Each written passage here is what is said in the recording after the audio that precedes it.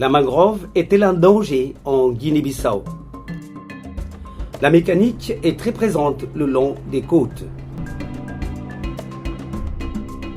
Dans ce petit pays lusophone d'Afrique de l'Ouest, les forêts de mangrove occupent 8% de la superficie nationale.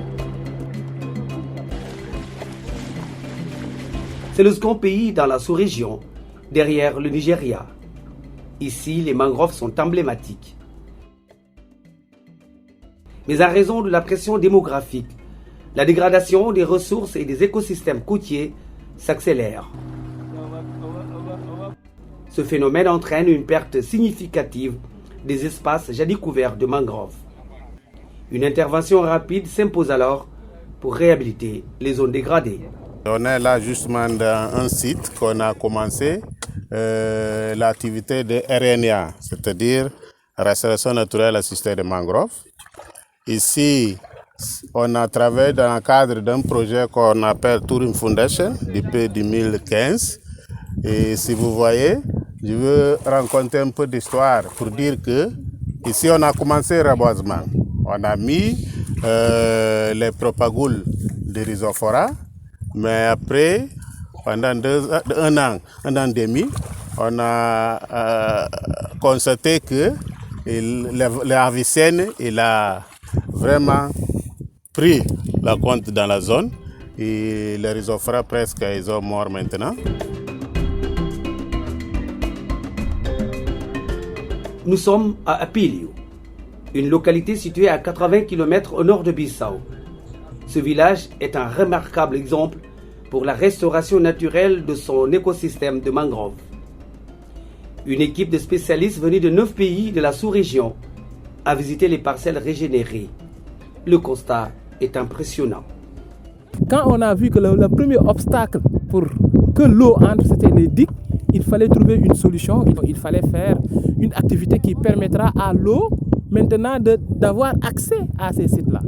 C'est en ce moment que nous avons initié des opérations d'ouverture de brèches ou bien de casse de digues, casser les digues pour permettre les marais de pouvoir se renouveler à chaque cycle, tout en amenant toute une faune bactérienne pour le sol et des propagules pour les espaces de Rhizophora et des Avicennia pour les espaces des Avicennia comme ce site actuellement.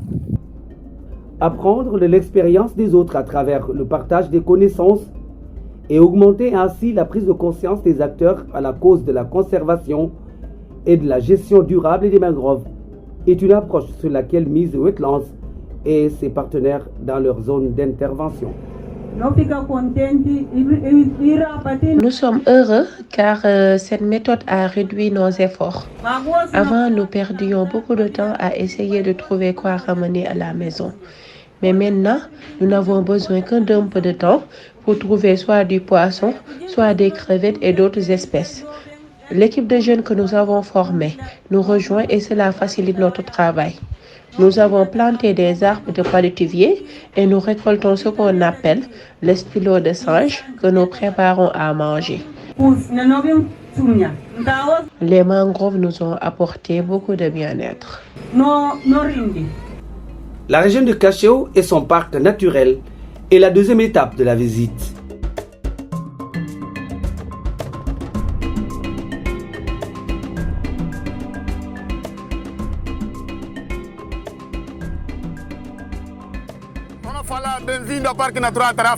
Bienvenue au parc naturel de la mangrove de Cacheu.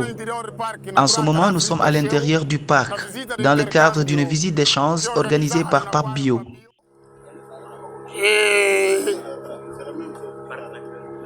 Nous verrons des activités de restauration naturelle assistée. C'est une expérience qui a été introduite en Guinée-Bissau et elle est en train de devenir un succès jusqu'à présent.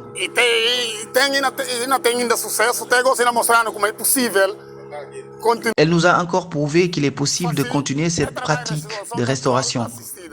Nous montrons donc aux gens les différentes espèces du parc.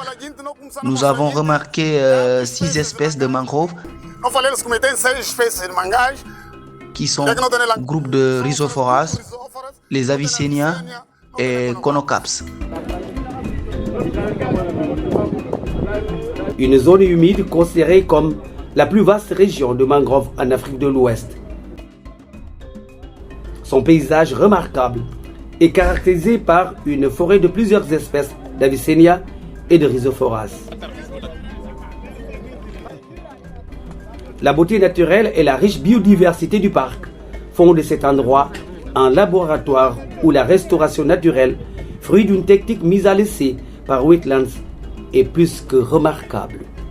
Comme vous le voyez, un dispositif de suivi a été mis en place par l'équipe de terrain. Et ce dispositif de suivi-là est suivi de façon temporelle par une équipe qui vient régulièrement prendre un ensemble de paramètres dans le site pour avoir des données quantitatives, qualitatives, pour pouvoir faire des estimations dans le long terme.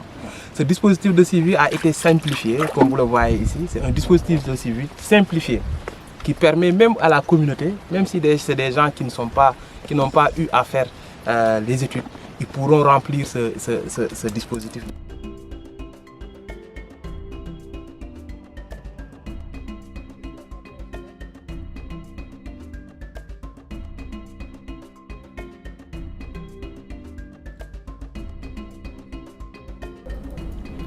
Les discussions et échanges complémentaires se sont poursuivis en atelier à Bissau. Une méthode qui a permis d'accumuler une panoplie de connaissances accumulées lors des études et visites de terrain.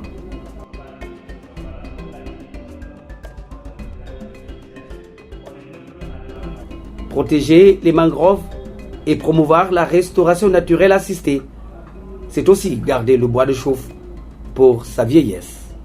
Ça va nous permettre, au niveau du programme Fabio, d'avoir une communauté de pratique, c'est-à-dire voir à l'échelle de chaque paysage les bonnes choses qui se font et éventuellement les rendre plus performants, les améliorer et les adapter à la réalité de leur paysage, à la réalité, aux réalités socioculturelles de leur communauté, pour pouvoir avoir des résultats probants pour la conservation des zones de mangrove dans ces pays.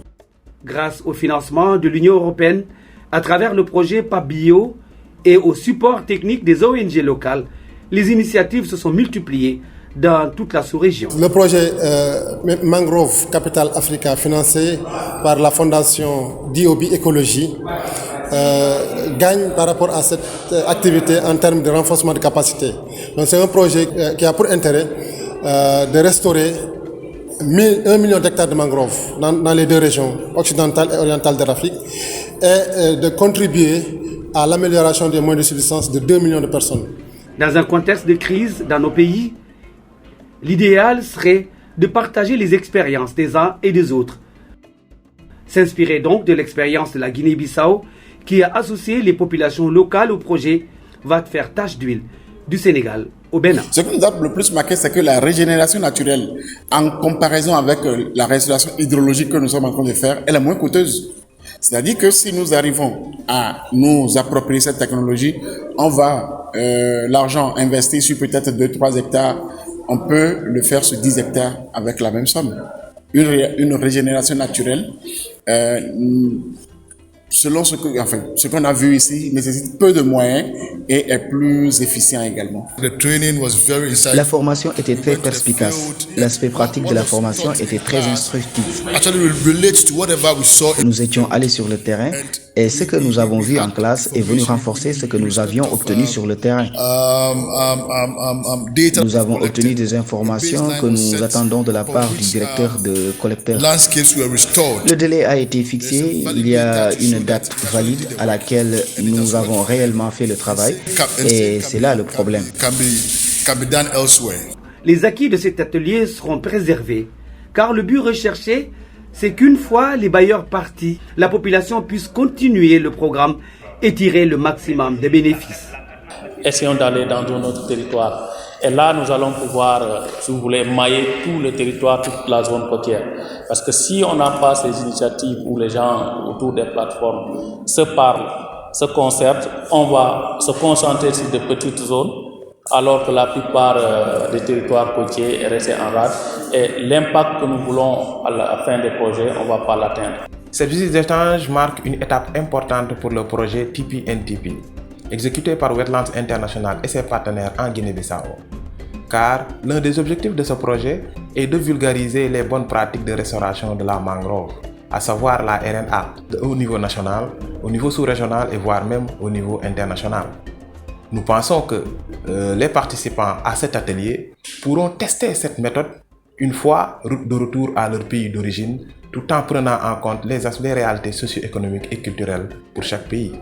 L'atelier aussi se veut un point de départ ou un moyen de sensibilisation pour faire de ces différents acteurs, de ces différents experts locaux venant de tous les différents pays, des ambassadeurs et porteurs de voix au niveau de chaque pays en ce qui concerne la nécessité de pouvoir mettre en place et de pouvoir exécuter des régulations qui vont au profit de la protection de ces écosystèmes de mangroves, aussi bien pour le bien-être des communautés, mais aussi pour le bien-être de la nature. Protéger les mangroves et promouvoir la restauration naturelle assistée, c'est garder du bois de chauffe pour sa vieillesse.